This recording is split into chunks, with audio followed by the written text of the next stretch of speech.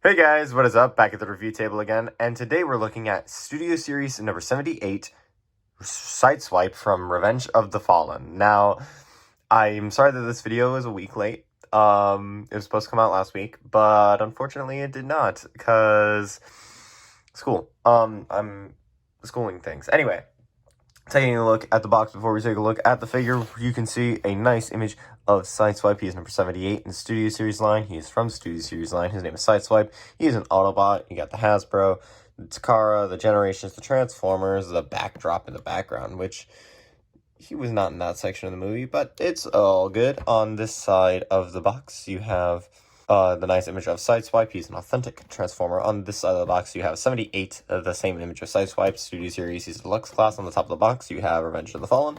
On the back of the box, you have the product shots, the warning labels, the manufacturing stuff. It is a officially licensed GM product. Go ahead, scan the QR code. I'm never going to use it. He is big screen inspired. You got the nice product shots. He is from the Shanghai Pursuit, which he is in that section of the movie, but just not from the backdrop perspective. Transformers Revenge Fallen, his name is Sideswipe. He's an Autobot. Transformers in 19 steps. He includes a backdrop, and on the box it says Sideswipe is light on his wheels as he pursued sideways, complementing his own handiwork after he sliced the Decepticon in half. And that it just says that in 4 of the languages that I don't know. Speaking of sideways, I really hope we get that soon. And on the bottom of the box it's just barcodes and stuff.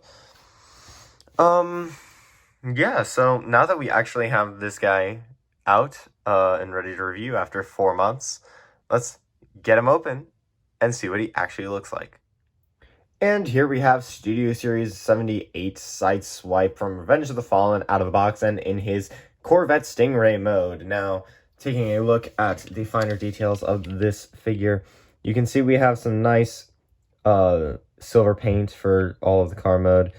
Some nice red and black for the Stingray logo. Some nice gunmetal for the grille. Some gray tires with the rims picked out in silver. Some nice cloudy plastic for the windshield and windows. Same thing for on the tires in the back. And then some red for the tail lights. And then you got just basically the undercarriage of the figure. So I really personally enjoy this figure. When I first opened it, I really didn't because of the transformation and a little bit of the backpack. But we'll get into that later. Christ. I just woke up and I filmed this review. I'm sorry. Taking a look at his accessories, 2 of which are on the figure right now, so I can't really show them to you until we get into transformation. But he does come with the same guns that the Dark of the Moon figure did. However, these are just not, these have no paint picked out on them, which is unfortunate, but it makes sense given the severity of the paint job on the actual figure itself. So, with all that being said, let's get into the one size comparison in vehicle mode that I have, because I have 3 in robot mode.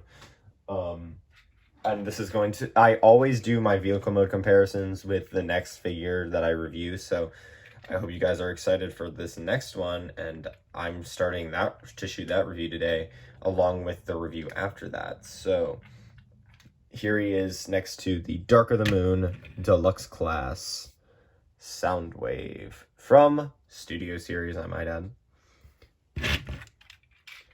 Now, let's actually get into the transformation on this guy, because it's, while similar to the Dark of the Moon one, there are some differentiating things that I think make it not as good. Also, I forgot to point this detail out. The Stingray logo that is sculpted onto the back. Completely forgot to talk about that. Mostly because it's not picked out in any specific paint color. But with all that being said, let's actually get into the transformation. So first thing you want to do is you want to remove the blades, obviously. I feel like that's Sideswipe Studio Series knowledge number 1. And there you have the blades picked out in a nice silver plastic. Oh no. I have paint chipping on this one. Depression. I don't know if you could see the paint chipping on that, but it's whatever. It's okay. I can just get another one. Anyway, so now that you have the figure like this, what I like to do first, personally, is remove these from the sides, and they just tab in on these and on the windshield, and then I just like to remove these sections from the hood of the car, and then I just lift up the hood of the car, and then I bring what will become the arms down, just kind of finagle these apart from this section, and you gotta use a little bit of force, but it gets the job done all the same. And then kind of just detach that and snap it into place. Lift up the wings, make sure you don't chip the paint on these sections, and then fold that down. And then what I like to do is just lift that up. You have to untab that. I don't know how that really tabs in, but it does. And then just lift it up and then do that. I like to kind of bring it all the way up as far up as possible, but I would if it did not result in a massive backpack. So I just kind of, no, I kind of like it like right there, but it results in a very high backpack anyway. Lifting up the arms, just kind of do that with them. I just don't like that way that backpack is configured. There we go, that's much better. That's how I had it earlier. Then just kind of rotate these sections down, fold these up all the way, fold them inward, and then separate the legs, fold these hubcap sections down and cover the rims of the vehicle mode, and then just kind of angle that way, and then fold out the hands, fold out the hands, fold out the hands, or not, just don't work. Hello, there we go. Fold out the hands, and then just kind of angle these as well as these, which way that you want to angle them. I personally like to make these a little bit more inward, and these I like to just flail out a bit more. And there we have Revenge of the Fallen Studio Series Sideswipe in his robot mode, and it's not a bad robot mode, not even a little bit. I really love his robot mode. I like it a lot more than the Dark of the Moon one for the most part. I think the only issue I have is these are just a lot more restricted in terms of their movement, whereas the Dark of the Moon one wasn't as restricted. But the joints on this one are so much tighter, and I love it so much more. But taking a closer look at the details, you can see we've got some nice silver for the face, as well as some blue in the eyes, some nice gunmetal on the face, and I meant to say silver for the helmet. You can see that his chest is just plain gray, but his torso is painted a nice silver with the Corvette logo painted in. Some nice silver on the forearms, and then his legs are pretty much just the same. Some nice sculpted in detail for all of the legs. It's really awesome how much that this figure is like different in comparison to his Dark of the Moon counterpart, and I really enjoy that for him. But for size comparison in robot mode,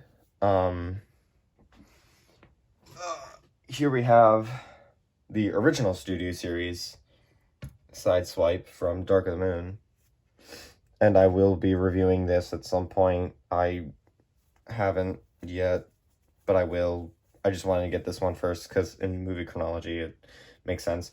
But this is what I mean. Like, these are just less restricted because you can pose them forward or back, and these just can't do that because of the way that they're maneuvered or in place.